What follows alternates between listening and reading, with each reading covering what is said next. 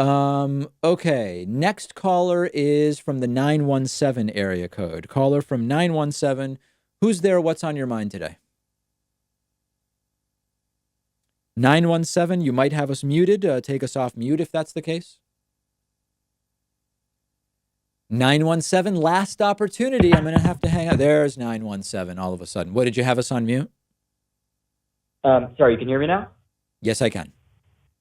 Okay, I'm sorry.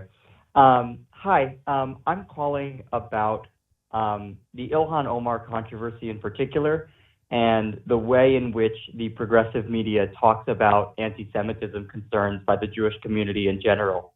I have been, I listen to a lot of the sort of progressive media that you're sort of in that sphere, and there's been this narrative about the concern over Ilhan Omar's comments recently that this is all a smear campaign, that it is rooted, either they say this explicitly or implicitly, in an Islamophobic, attack on who she is. It's sort of part of some like white supremacist whatever.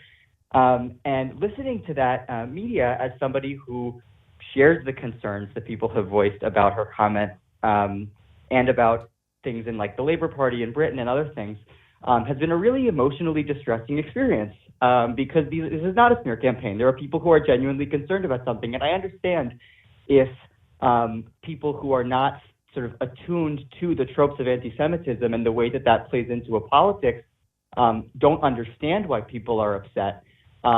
But they can sit down and have a good faith discussion rather than attacking it.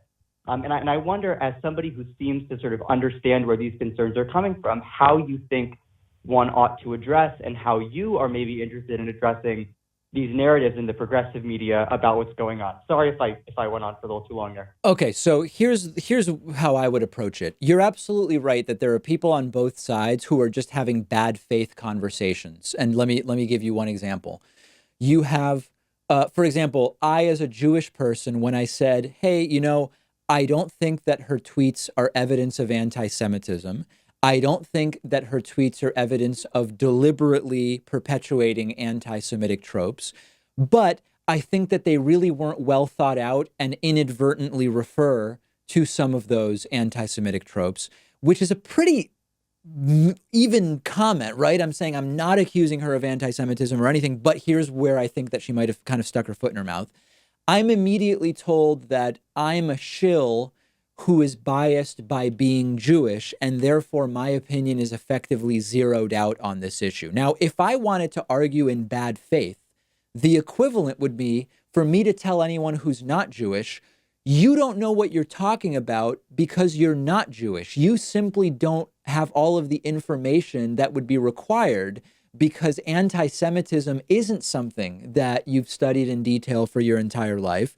You're the one who simply lacks the information to even assess this situation. Like, I could say that, but I think I would be acting in bad faith. Why do I say that that would be in bad faith?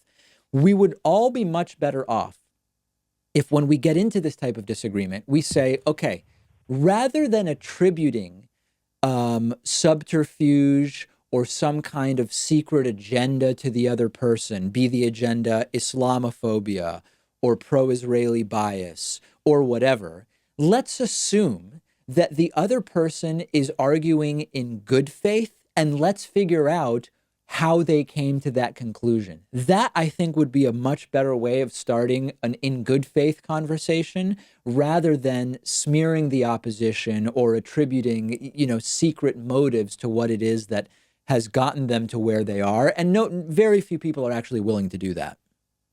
And can I ask quickly? Yeah. Why do you think, when I see this, I'm coming from the perspective of having also followed, 7 people resigned, 7 Jewish members of the Labour Party resigned recently because of anti-Semitism there. Yep. This is a very real phenomenon. And it seems that people, and we can point to particular progressive shows on YouTube that have talked about this, are entirely unwilling to accept the idea that Jews are in good faith concerned about anti-Semitism.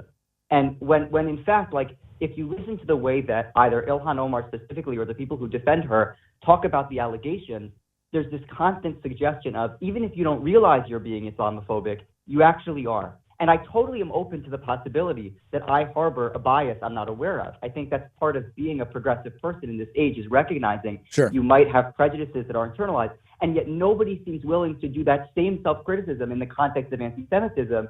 And that seems like a really deep problem, that there's this one prejudicial blind spot that no one will acknowledge. Yep. And listen, if you can be unconsciously Islamophobic, then of course you can be unconsciously anti-Semitic. And so dismissing that conceptually is logically fallacious. But here, I'll say this as I get ready to move on. If you want evidence of how many people are arguing in bad faith on this issue, we're going to take this call that is wrapping up now. We're going to put it on YouTube. You and I had a conversation about how can we get people to have more meaningful and substantive conversations? How can we solve problems? There's no reason whatsoever that somebody should see this clip and be furious, but it is going to be riddled with both dislikes on YouTube and absolutely horrible comments. And there's absolutely no reason for it. And that will be the proof of exactly what it is you're describing. Great. Thank you so much. All right. Appreciate the call. Thank you so much.